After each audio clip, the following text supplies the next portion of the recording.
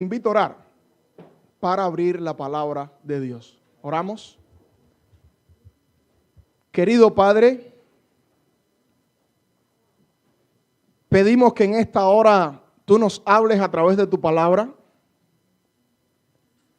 que podamos sentir, oh Dios, tu Espíritu Santo moverse en este lugar, que puedas bendecir a aquella persona que está aquí sentada en la congregación y dice: yo jamás voy a perdonar a esa persona por lo que me hizo. Te ruego que tu palabra sea más que suficiente y tu Espíritu Santo para que salgamos de acá reconociendo que tenemos que perdonar así como tú nos perdonas a cada uno de nosotros. Háblanos a través de tu palabra, toca a aquella persona que ha venido desanimada y permite, oh Dios, que aquel día, por haber sido perdonados por tu misericordia, podamos morar contigo por toda la eternidad en el reino de los cielos. En el nombre de Jesús. Amén. Queridos hermanos, el tema de esta mañana lleva como título Entendiendo la misericordia de Dios. Y la pregunta clave es la siguiente: pastor, ¿qué cosa es misericordia?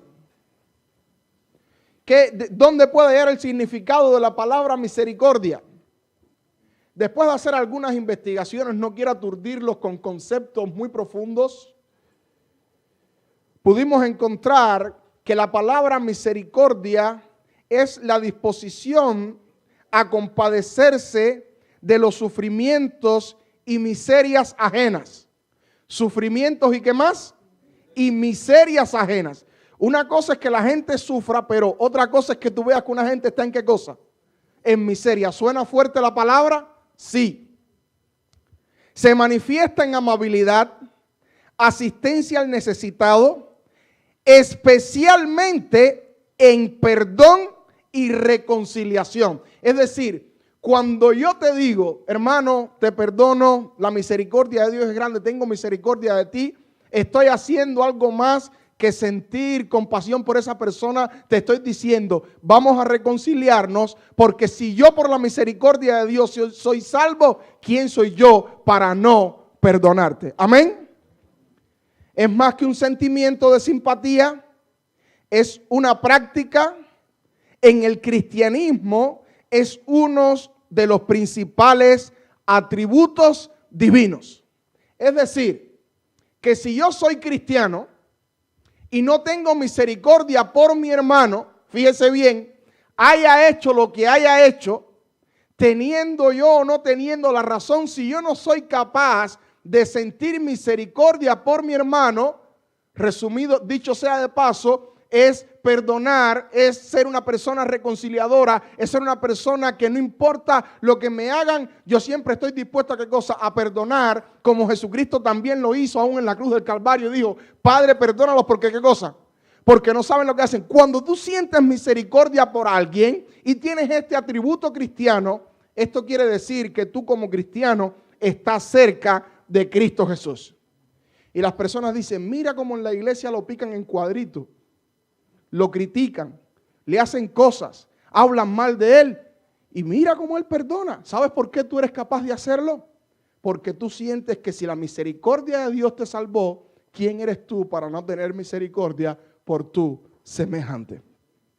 Etimológicamente la palabra misericordia se divide en dos: miseria, ya hablamos de lo que es miseria, y cordis, esto viene del latín, que quiere decir corazón.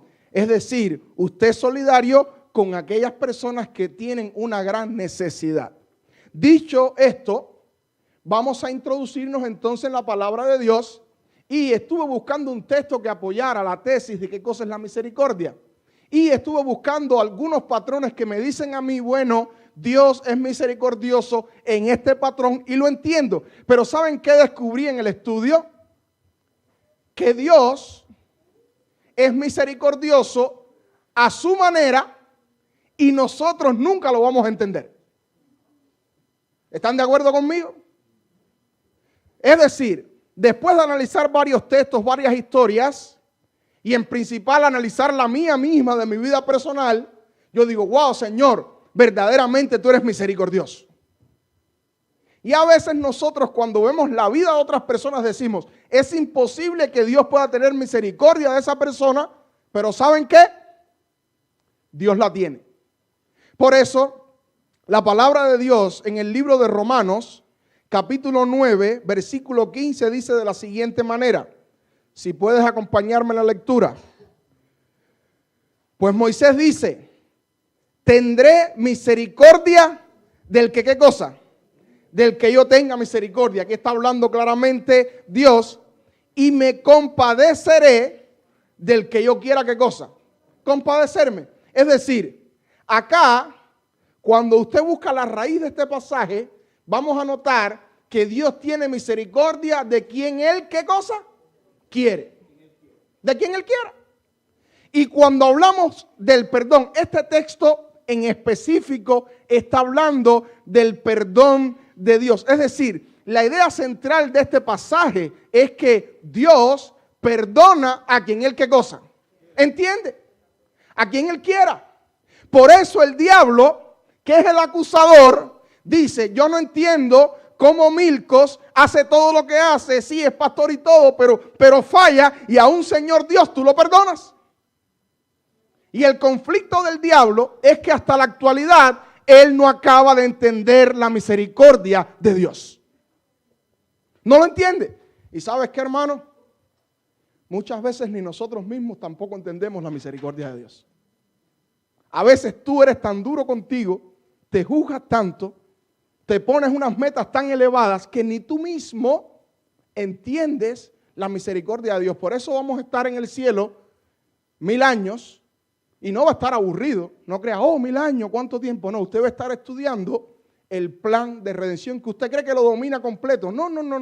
Usted va a entender verdaderamente qué cosa es la misericordia de un Dios grande, poderoso, perdonador, que vive y permanece por toda la eternidad. Ahora, en la Biblia encontramos experiencia de personas las cuales Dios demuestra esto que está aquí en Romanos 9:15. Aquí está este pasaje, el contexto es cuando Moisés y Dios están hablando. Él le habla que le muestre su gloria, pero acá Dios le dice, yo tendré misericordia del que quiera tener misericordia, pero se está refiriendo al perdón como tal. Pero hay otro pasaje bíblico que se encuentra en el libro de Juan, que fue nuestra lectura bíblica, que le encontramos en el libro de Juan capítulo 21, verso del 20 en adelante, Evangelio de Juan, capítulo 21, del versículo 20 en adelante. Miren lo que dice la palabra de Dios acá. Volviéndose Pedro, vio que le seguía un discípulo quien amaba a Jesús, el mismo que en la cena se había recostado en él y le había dicho, Señor, ¿quién es el que te ha de entregar? Cuando Pedro le vio, dijo a Jesús, Señor, ¿y qué de este? Versículo 22, Jesús le dijo, si quiero que él quede hasta que vuelva, ¿qué a ti? Sígueme tú. Ahora, notemos lo que está pasando acá. Pedro falla, comienza a decir malas palabras cuando Jesús está siendo crucificado. Después de esto, los discípulos están en cierto lugar pescando. Jesús llega, Pedro se encuentra con Jesús. Allí Jesús comienza a hablar con él. Pedro tenía su espinita como que él traicionó a Jesús, pero durante todo este tiempo Juan, el discípulo amado, había estado cuidando a la mamá de Jesús, había seguido en la iglesia, había estado consagrado en lo que Pedro se había ido al mundo. Entonces cuando Jesús acepta a Pedro y le dice, Pedro, apacienta mis ovejas, me amas por 3 veces, Pedro dice, Señor, tú lo sabes todo, tú conoces mis caídas, tú conoces todo de mi vida. Entonces ya cuando Pedro se ve incluido, que se volvió a bautizar, que lo aceptan en la iglesia, que la misericordia está con él, porque noten que el Pedro que habla cuando Jesús le dice, me amas, no es el mismo Pedro altanero de siempre. Y ahora Pedro, una vez que Jesús le dice, mira Pedro, no importa las malas palabras que dijiste, no importa que me traicionaste, no importa nada de esto, Pedro, yo tengo misericordia de ti. Yo te perdono. ¿Alguien puede decir amén? No importa hasta dónde te hayas ido, yo te perdono, Pedro. Pero lo que me dice el texto acá es que una vez que ya Pedro es incluido en el rebaño de nuevo, que Jesús lo perdonó, y Jesús le dice, mira Pedro, vas a morir de la siguiente manera, vas a morir crucificado. Y le describe la manera, usted puede leer en su casa en honor al tiempo, vamos a avanzar, y le describe la manera que Pedro iba a morir. Pedro se vira, porque usted dice, bueno, a mí me va a pasar esto. Es decir, ya Pedro está aceptado, a mí me va a pasar esto. Pero Señor, ¿qué va a pasar con fulano? Y nota que el texto me da a entender que parece que Pedro y Juan tenían su cierta fricción, no tanto de parte de Juan hacia Pedro, como parece entender el texto que de Pedro hacia Juan. Porque usted sabe que la gente dice, bueno, si yo me voy, se van conmigo 2 o 3. ¿Usted no ha escuchado eso? Si yo caigo, se van 4 o 5 conmigo. Entonces ya Pedro sabía lo que iba a pasar con él y le dice a Jesús, bueno Jesús, sí, a mí me va a pasar esto, me van a crucificar, va a suceder esto conmigo. Pero ¿y qué con Juan? Y entonces Jesús le dice, si yo quiero que Juan quede hasta que yo venga en gloria, ¿qué a ti? Ahora, cuando usted busca la versión Dios habla hoy, ¿sabes cómo dice? Si yo quiero que él quede hasta que yo venga en gloria, así literalmente dice, ¿a ti qué te importa? Entonces, este texto me da a entender que Dios tiene misericordia de ¿quiénes? De quien Él quiere tener ¿qué cosa? Misericordia. Así que hermanos, en la palabra de Dios vamos a encontrar muchos ejemplos como este. Pero el ejemplo que más me impactó es el ejemplo que encontramos en el segundo libro de Samuel, capítulo 15, versículo 30. Le invito a que vaya a la Biblia conmigo, segundo libro de Samuel, capítulo 15, versículo 30. Y miren lo que dice la palabra de Dios. David subió la cuesta de los olivos. ¿Y cómo iba David? ¿Cantando? ¿Qué dice su Biblia? ¿Cómo iba David? Llorando. Con la cabeza como cubierta y los pies como descalzos. Todo el pueblo que traía consigo cubierto también cada uno su cabeza e iba llorando mientras ¿qué cosa? Subían.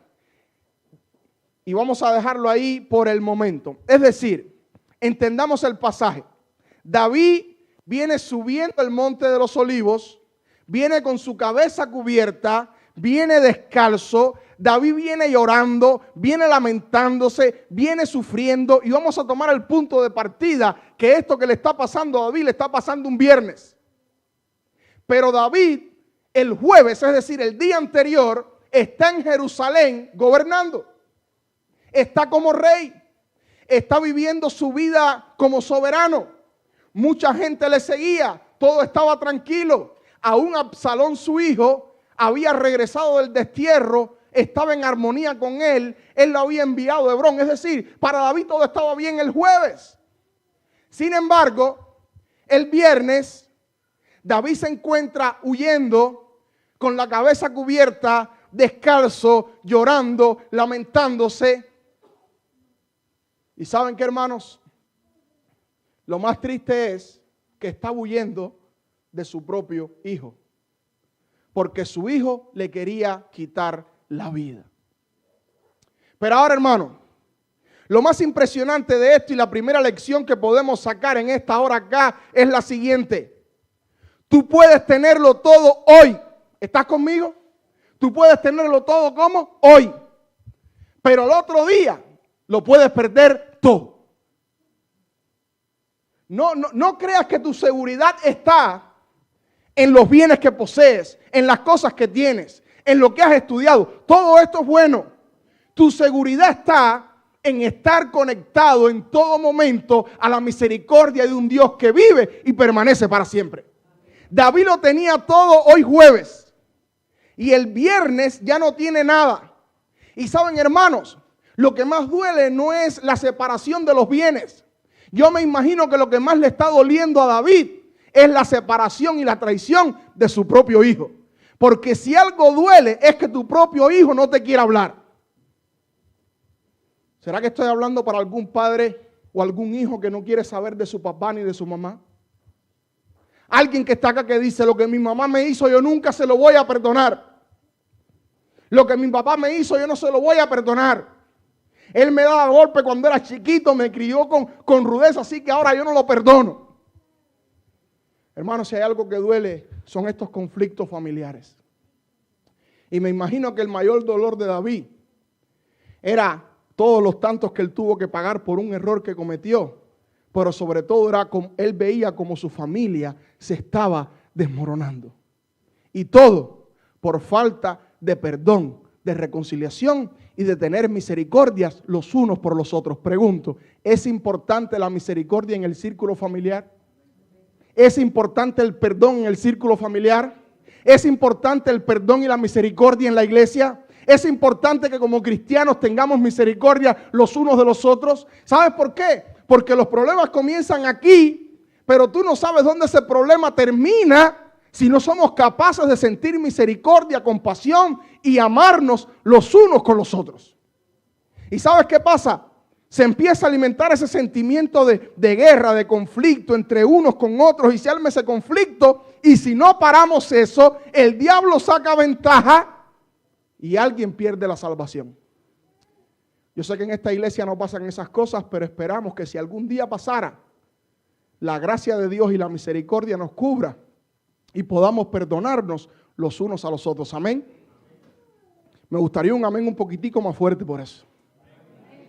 Y saben, hermanos, David lo ha perdido todo y él va subiendo, está frustrado, en conflicto, su hogar destruido, dejó el trono, está huyendo, está dejando Jerusalén, está dejando el arca, lo está dejando todo porque está dejando su zona de confort.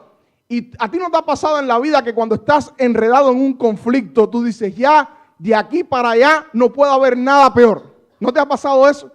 Te botaron del trabajo, perdiste el crédito, no te quieren ver, tu esposa te abandonó, ya todo está perdido y tú dices, de aquí para allá no hay más nada.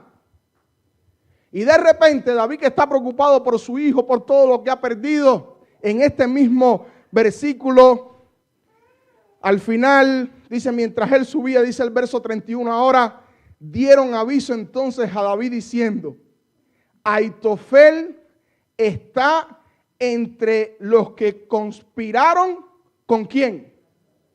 Es decir, él está destruido, está acabado, va llorando, va sufriendo, está lamentándose de sus conflictos con sus hijos, de sus pecados del pasado que le están acompañando en el presente, cuando de repente él deja de pensar en todo esto y entonces a su mente cuando le dicen, oye, la cosa es seria, se unió a la rebelión de Absalón. Ya Absalón está entrando en Jerusalén, tiene una coalición. Absalón se paraba en la puerta del reino y decía, oye, mira, David no tiene justicia contigo. ¿Sabes por qué? Porque si yo fuera el rey, ¿usted no ha escuchado ese tipo de hermanos? Que dice, si yo fuera aquí líder, esto sería así, así y así. Eso se llama absalonizar. Y si yo fuera, y Absalón tenía una coalición tan grande, imagínense, hermano, cuánta gente no estaban desconforme con David. ¿Sabes por qué? David, mientras estuvo en los caminos de Dios, fue un buen rey. Pero cuando se desvió, el diablo lo comenzó a usar. Y muchas personas se le viraron en su contra.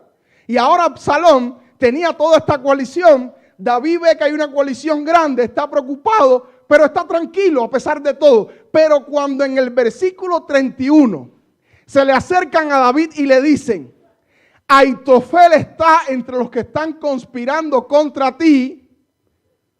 Ahí David dice, espérate, que ahora la conspiración se puso como seria. Ahí él dijo, bueno, si Absalón está con Aitofel, yo estoy como perdido. Pero ¿quién era este personaje Aitofel que David perdió el trono? Está fajado con su hijo. Está sin dinero. Si usted nota el contexto bíblico, quienes están siguiendo a David no son ni su gente, son extranjeros que se unieron. Él está con algunos valientes de él, pero en verdad, y él odia todas estas preocupaciones y se concentra en un solo personaje llamado ¿cómo? Ahitofel. ¿Quién era Ahitofel? Tenemos que ir al segundo libro de Samuel, capítulo 15, versículo 12. Dice: mientras Absalón ofrecía sacrificio, mandó a buscar a la ciudad de Gilo a Ahitofel, el gilonita, consejero de David.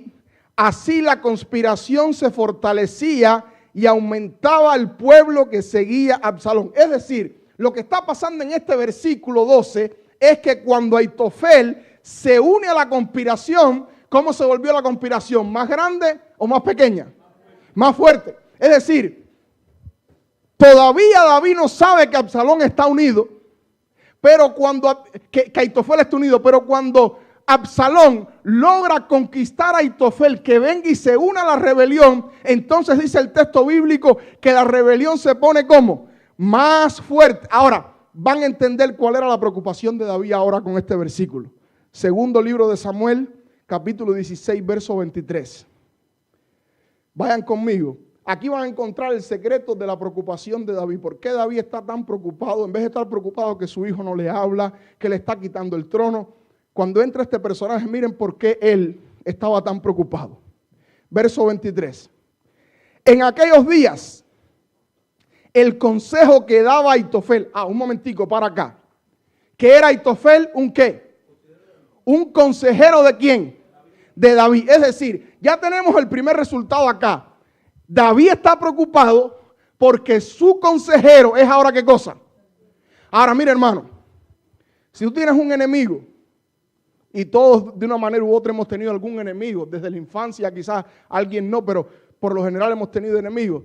Si tú tienes un enemigo, ok, pero no hay nada más triste que tu amigo se convierta en ¿qué cosa? Porque cuando tú eres amigo de una persona, conoce lo bueno y qué más, y lo malo. Y si esa persona se convierte en tu enemigo, ahí tú sí te preocupas. Entonces, ya podemos ver acá un aspecto de cuál era el problema de David. Y dice, en aquellos días el consejo que daba Ahitofel era como si se consultara la palabra de quién. Ahora, espérate un momentico. No solo es un hombre consejero, sino que cuando él hablaba era como leer ¿qué cosa? Hermano, ¿usted conoce a alguien así hoy día?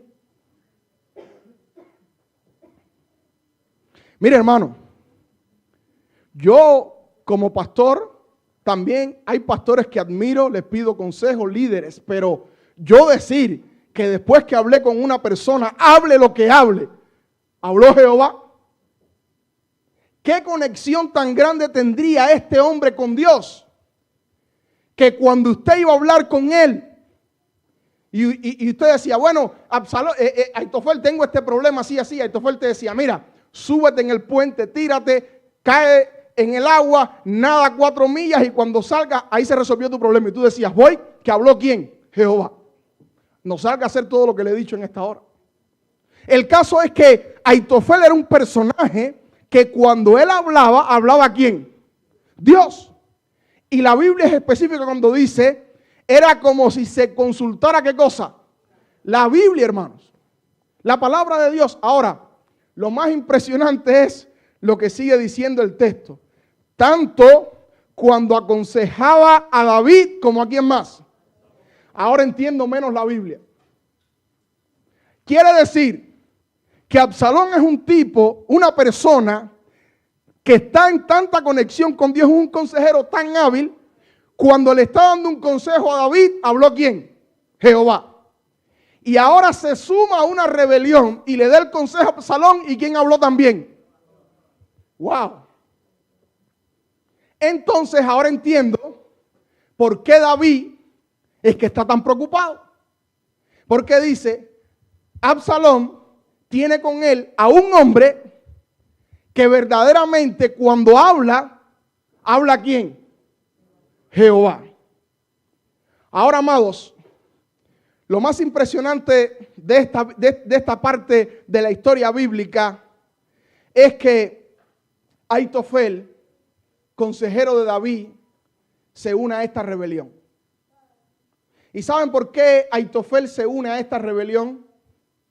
Aitofel se une a esta rebelión porque un día David, en vez de estar en la guerra, en vez de estar peleando, ya vio la batalla ganada y decide regresar a un lugar llamado su casa y se asoma en el balcón como eso de las 5 de la tarde. Parece que como rey no tenía mucho que hacer, ya había dormido toda la mañana, se acostó quizás a las 5 de la mañana en Facebook y durmió todo el día y ahora está en la tarde y cuando sale a caminar mira abajo y vio una muchacha llamada Betsabé que se estaba bañando como.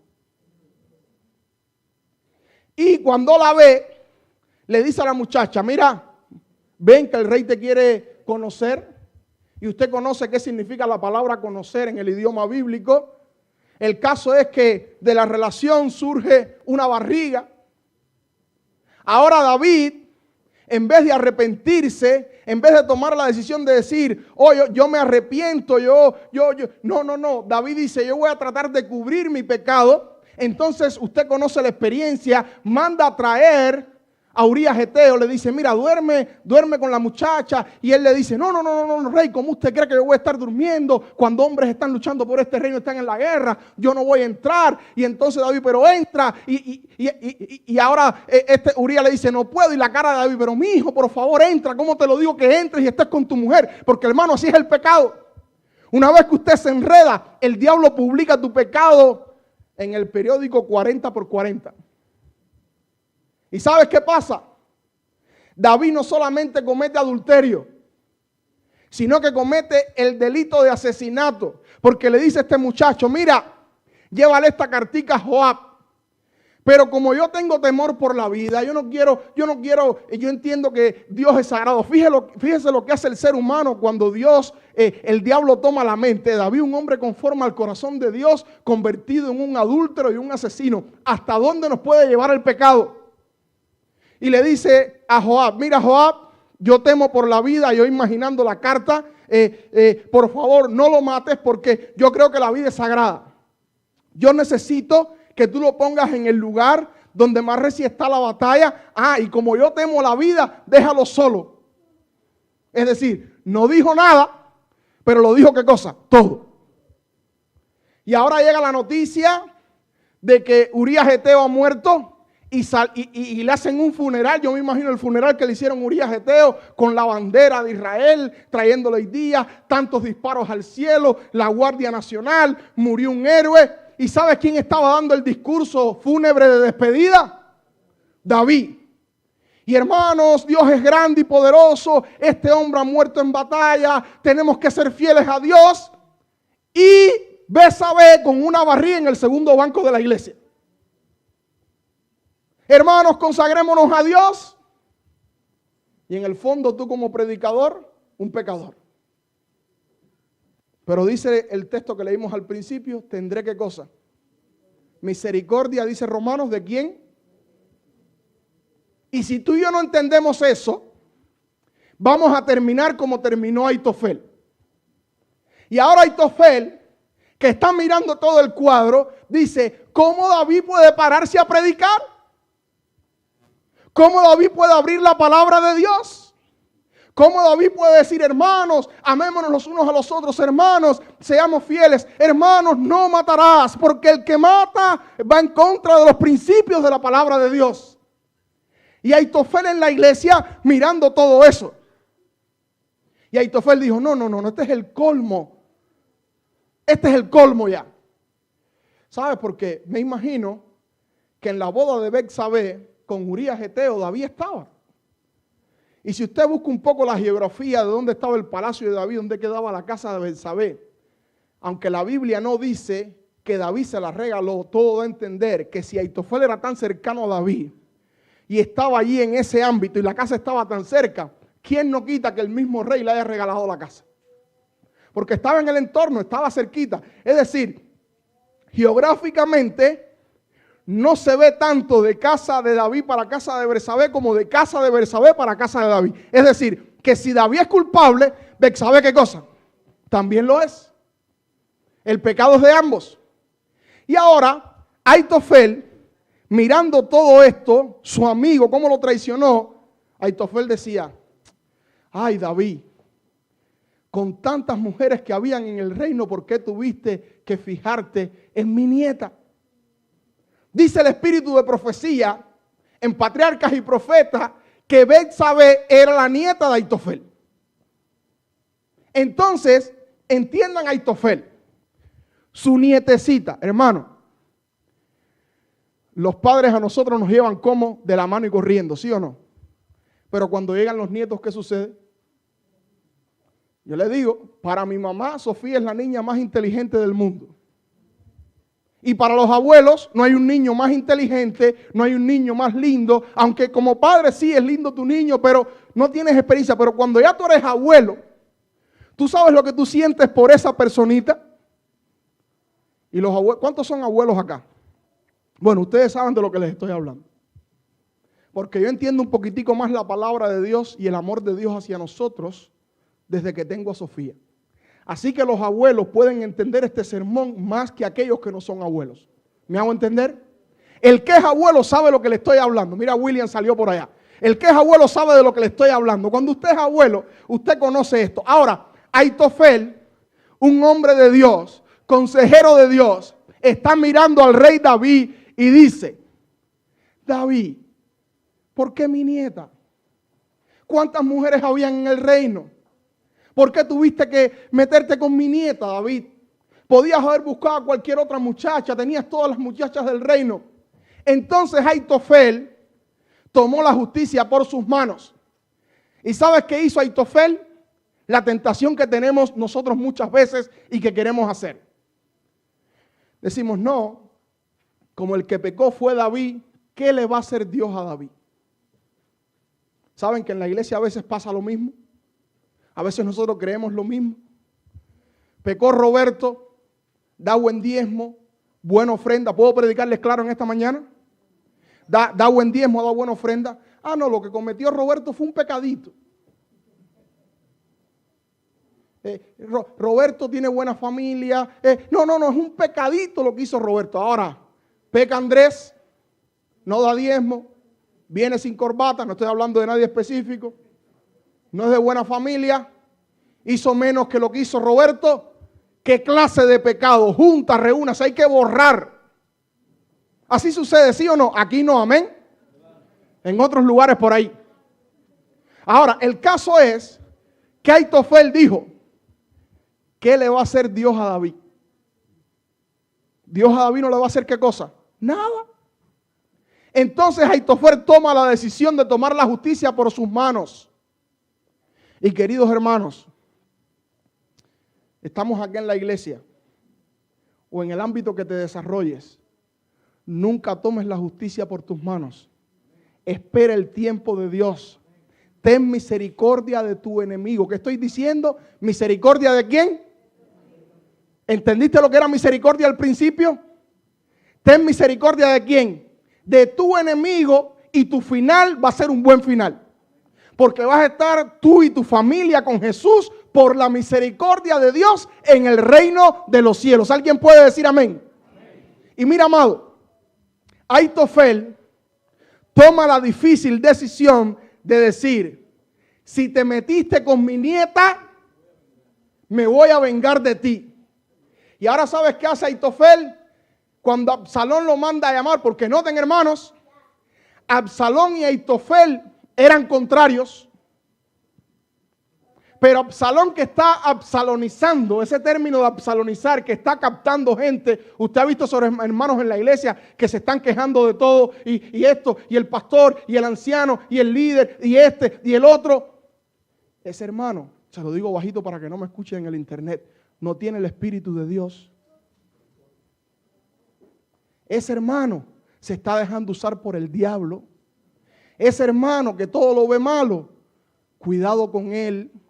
Tú puedes hablar y tener tu criterio, pero si todo es malo, todo es malo, todo es malo, ten cuidado. Ese hermano que se te acerca y la iglesia y está perdido y todo el mundo, ten cuidado. ¿Sabes cómo se llama eso? Absalonizar. Y el primero que absalonizó se llama el diablo en el cielo, que comenzó a absalonizar a los ángeles y se llevó la tercera parte de ellos. Y al final te vas de boca porque en boca esto, llegas a la otra y al final terminas en el mundo. Y ahora Absalón le dice a Aitofel, hey, te necesito aquí porque yo sé que tú le tienes guerra a mi papá. Y usted no ha visto dos personas que nunca se han hablado, pero cuando tienen un enemigo en común se unen. ¿Ustedes han visto eso? Son enemigos, pero bueno, mi problema es con Jonathan y tú también tienes problema con Jonathan. Ya somos amigos, vamos los dos contra Jonathan. En iglesias por ahí pasa. Dos familias que no se hablan mucho, tienen problema con una, entonces estas dos se unen para atacar a la otra. Hermanos, saquemos ese espíritu de acá de nuestra iglesia y que en nuestra iglesia reine el espíritu de Cristo Jesús. Y noten que este sermón no es para nadie, este sermón en primer lugar es para mí como pastor y como cristiano. Y está en la palabra de Dios. Ahora Absalón, Aitofel se unen. ¿Y sabes qué? Cuando Absalón sale camino a unirse con Aitofel y Aitofel decide tomar la justicia por sus manos, saliendo él de darle el consejo al rey y yo trayendo un poco la historia, haciéndolo un poco más dramática, él sale camino a vengarse por sus propias manos a Aitofel. ¿Sabe quién entró a ver al perdido David? El profeta Natán. Y el profeta Natán le dice, David, quiero hablar contigo. Ah, dime, profeta. Mira, había un señor que tenía muchas ovejas. Y había una familia humilde que vivía con él, que tenía ¿cuántas ovejitas? Una sola. Y mira, David, ese hombre le llegó visita a David. Y el rey, que en ese tiempo no había ni Facebook, ni Twitter, ni televisor, estaba escuchando aquella novela que el profeta le está narrando, atento. Y le dice, sígueme contando, Natán. Dice, mira, llegó visita y él agarró la ovejita esa que dormía, se bañaba con la niña y la familia y le hizo todo dramático. Oh sí, David. Y David, oh sí, profeta. Mira, y ¿sabes qué hizo? Mandó a coger esa sola ovejita, la sacrificó para darle comida a la visita. Y dícele el profeta, ¿qué tú crees que se debe hacer con ese? Dícele David, ¿dónde está ese que ahora mismo va a caer todo el peso de la ley sobre quién? Sobre él. Hermanos, el pecado nos ciega tanto que estando en el pueblo no vemos las casas. Cuando usted se separa de Dios y el pecado lo comienza a separar, lo que antes usted lo veía como un pecado grande, ahora comienza a justificar ese pecado y llega el momento que lo vea hasta bueno. Y David está en el pueblo, es un dicho muy cubano, y no está viendo las casas. Es decir, está en la ciudad y no está viendo las casas ni las luces. Y entonces el profeta le dice, ¿qué vamos a hacer con él? No, hay que pagar 4 tantos, déjamelo a mí que yo lo mato. Y el profeta con mucho tacto le dice, mira David, ese hombre eres tú. Y en ese momento, el David pecador, sanguinario, que había adulterado, que había matado, el Espíritu Santo lo tocó. Y en esta mañana yo espero que si hasta aquí tú has sido un hombre como David, que te has ido separando y has estado en guerra, en conflicto, que en esta hora el Espíritu Santo pueda tocarte. Porque si es verdad tu hermano te hizo, pero tan pecador como tu hermano eres tú. Y ambos necesitamos la misericordia de Dios para poder ir al reino de los cielos. Ahora, David se arrepiente. Después de arrepentirse, Absalón y Aitofel entonces están en la condición que David estaba antes. Aitofel y Absalón comienzan a perseguir a David. Cuando a David le dicen que Aitofel está con Absalón, David se preocupa. Y noten lo que hace David. Regresamos ahora al verso 31 y con esto ya damos casi la clausura con otro pasaje más. Versículo 31. Dieron aviso entonces a David diciendo, Aitofel está entre los que están conspirando con Absalón. Y termina diciendo el texto, y exclamó David, mira lo que hizo David. Oh Señor, entorpece el consejo de Aitofel. Miren hermanos, David podía haber ido y preparar su ejército. Podía haber ido a armarse, podía haber ido a hacer muchísimas cosas, buscar alianzas con naciones vecinas para destruir a su hijo y a Aitofel. ¿Sabes qué fue lo que hizo David? Orar ¿a quién? A Dios. Yo no sé cuál es tu enemigo, pero ese enemigo que tú tienes, que se llama el diablo, o la persona que el diablo está usando para destruir tu vida, solamente vas a poderlo vencer si caes de rodillas en oración con Cristo Jesús. ¿Cuántos dicen amén? Queridos hermanos, Ahitofel era bravo, peligroso, era como si hablara a Dios, pero no era Dios. Escucha, tu enemigo es poderoso, es llamado príncipe de las tinieblas, potestad, te puede querer enredar, complicar la vida, es poderosísimo, pero no es el más poderoso. El más poderoso se llama Cristo Jesús, que murió en la cruz del Calvario. Y ahora, amados, capítulo 17 de este mismo libro, versículo 23. Ahitofel da el consejo que era el de ir a atacar a David, matarlo. Usted lo puede leer en su casa. Pero allí Dios confundió el consejo de Ahitofel con otro consejero que dio un consejo. Es decir, la oración de David, que es lo que lo salva, opera. Absalón no sigue el consejo que le da Ahitofel. Y entonces mira cómo terminó Ahitofel sus días. Verso 23. Pero Ahitofel, viendo que no se había seguido su consejo. ¿Cuál consejo? Número uno, que Absalón se acostara con las concubinas de su padre, que lo hizo enfrente de todo el mundo. Pero el segundo consejo era, vamos, ataquemos a David, acabemos con él, vamos a matarlo. Y un hombre de Dios que predicaba en la plataforma comienza a decir, y yo voy a llegar, y lo voy a agarrar, y lo voy a matar. ¿Sabes por qué él quería hacerlo? Por lo que él le había hecho a su nieta. Pero aún así no estaba bien lo que quería hacer Ahitofel, un hombre de Dios, embarrarse las manos de sangre. Pero Absalón, cuando otro consejero que David filtró dio un consejo diferente, en esta ocasión Absalón, Ahitofel no ha obrado bien, no ha dicho lo que tiene que decir. Y Ahitofel era un hombre tan inteligente que cuando vio que su consejo no se iba a seguir, él dijo, el padre cuando triunfe por no seguir mi consejo va a perdonar al hijo, pero a mí no me va a perdonar. Entonces yo mejor hago esto. Mira lo que hizo él. Pero Ahitofel, viendo que no se había seguido su consejo, ensilló su asno, se levantó y se fue a su casa en su ciudad. Y después de poner la casa en qué cosa, es decir, era un hombre organizado, sabía lo que estaba haciendo, era un hombre de buen coeficiente de inteligencia.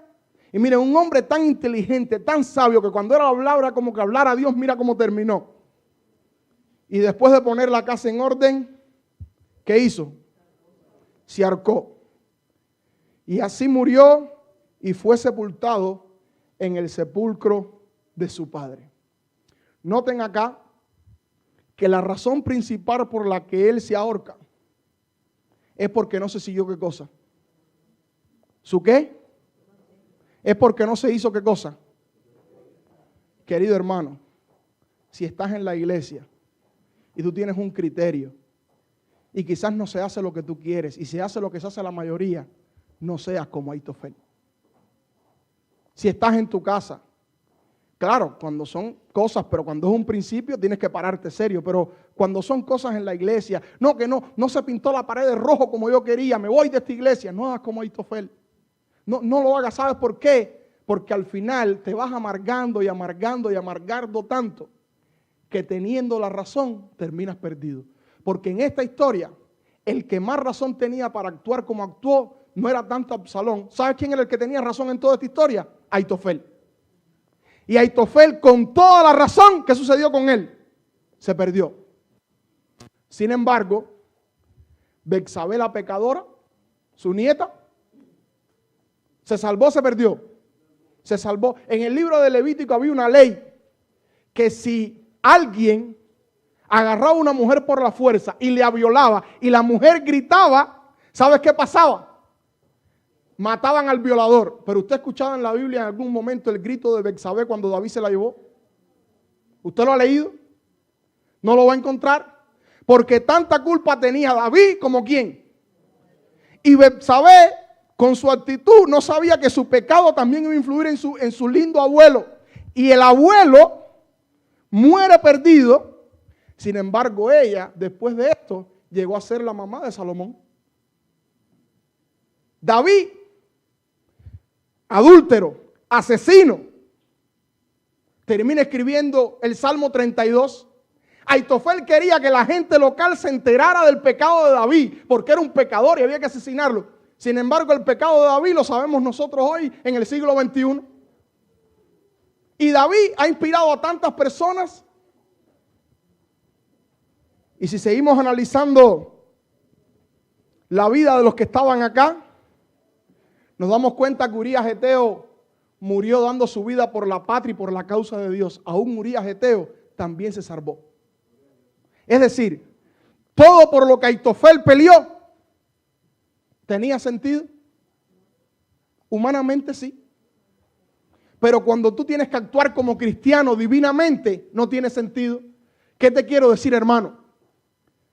Yo no sé qué te habrán hecho, qué te habrán dicho en tu centro de trabajo, en tu hogar, aquí en la iglesia, en la otra iglesia, de donde tú vengas, no importa lo que sea. Mi llamado para ti en esta hora es: aférrate a la misericordia de Dios. Y no importa lo que pase, confía en su misericordia. ¿Sabes por qué Aitofel se perdió? Porque no entendió lo que Pedro entendió. Pedro, después de pecar, aceptó la misericordia de Dios. Aitofel se creyó suficiente de resolver su problema y finalmente se perdió. Querida iglesia, mi llamado en esta hora para ti es el siguiente: no importa cuál sea tu problema, ni lo que te hayan hecho, ni tu pecado. Aférrate a la misericordia de Dios, porque Dios dice: yo tendré misericordia de quien quiera tener misericordia. Quizás tú dices: Dios no puede perdonar a mi enemigo. No, hermano, Dios es tan grande. Por eso en esta hora yo quiero hacer un llamado a la iglesia y pedirle: ¿será que habrá alguna persona en esta mañana acá que poniéndose en pie quiere venir al frente y quiere decirle a Dios: Dios, yo necesito de tu misericordia? ¿Habrá alguien acá que necesite de la misericordia de Dios? Yo te invito a que pases al frente. Mi esposa va a cantar este himno y yo te voy a pedir que mientras ella cante este himno pases al frente. Yo quiero orar por ti y mientras estés acá escuchando el himno, dile a Dios: Dios, yo quiero no solamente tu misericordia, sino que pongas tu Espíritu Santo en mí para yo también ser misericordioso con los demás. Saca de mí todo lo que hay en mi corazón. Lléname de tu Espíritu Santo, porque yo quiero estar con mi hermano un día en el reino de los cielos.